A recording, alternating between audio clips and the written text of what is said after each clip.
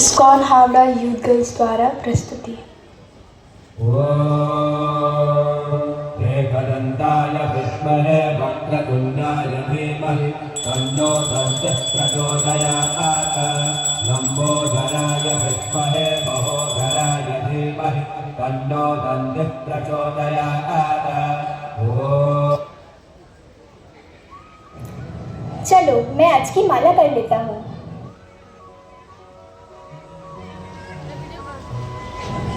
अरे सुना है पुरी से महाराज जी आए हैं। वो बहुत अच्छी भागवतम की कथा कर रहे हैं।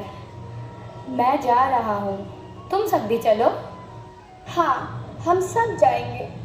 चलो गणपति भट्ट को भी बुला लेते हैं। हाँ चलो चलो।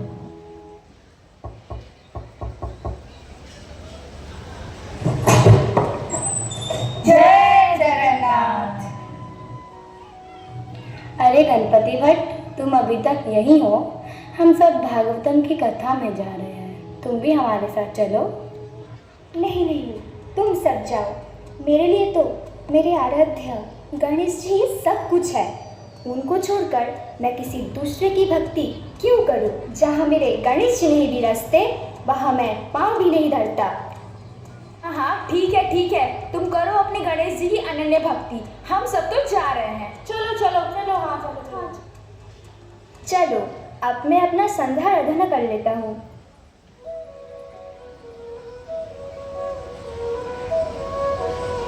इसका मतलब ब्रह्म पुराण के हिसाब से मेरे आराध्य श्री गणेश जी अभी पूरी धाम में विराज रहे हैं। तब तो मैं उनसे मिलने अवश्य जाऊंगा। पूरी धाम की जय। गणपति भट्ट इतने सरल और भोले स्वभाव के थे कि उनको लगा कि जिस परम पुरुष की बात ब्रह्म पुराण में की गई है वह श्री गणेश है। यही मानकर वह श्री पूरी धाम की ओर निकल पड़े। एक लंबी यात्रा के बाद गणपति भट्ट श्री पूरी धाम जा पहुँचे। अपने आराध्य प्रभु के दर्शन की प्रतीक्षा में उनका मन आनंद और उत्साह से भरा हुआ था। वे श्रद्धा के साथ श्री मंदिर की ओर बढ़े।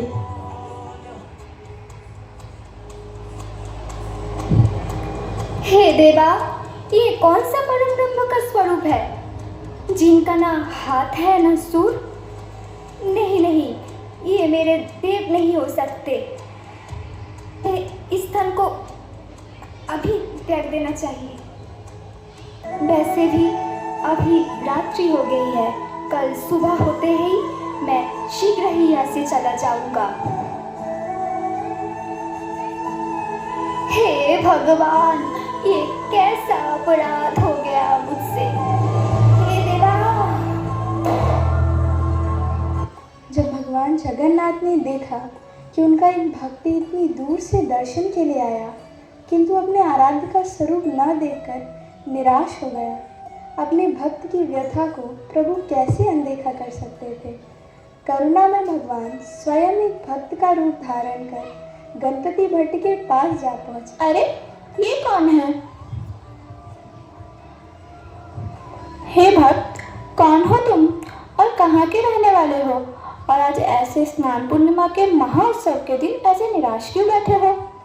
और फिर ऐसा पूछने पर गणपति भट्ट ने अपनी सारी व्यथा उस भक्त को सुनाई। अच्छा, तो ये बात है। आज स्नान पूर्णिमा का महाउत्सव है। तैयारियों के कारण आपको अच्छे से दर्शन नहीं हुए होंगे। आपसे भूल हुई होगी।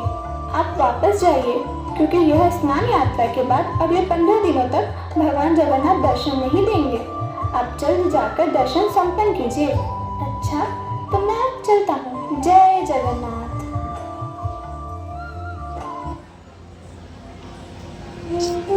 शायद ये महोदय सही कह रहे होंगे। मुझसे ही कोई भूल हुई होगी। मुझे फिर एक बार जाकर देखना चाहिए। परंतु इस बार मैं आंखों पे पट्टी बंद कर जाऊंगा क्योंकि कहते हैं वो छलिया कृष्ण सबका मन, बुद्धि, चित्त अपनी ओर खींच लेता है। कहीं वो मुझे भी भ्रमित न कर दे।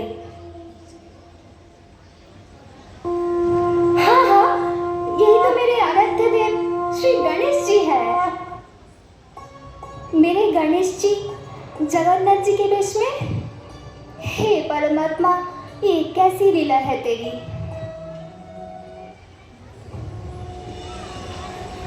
हे गणपति भट्ट, अब मैं जो बताने जा रहा हूँ उसे ध्यानपूर्वक सुनो।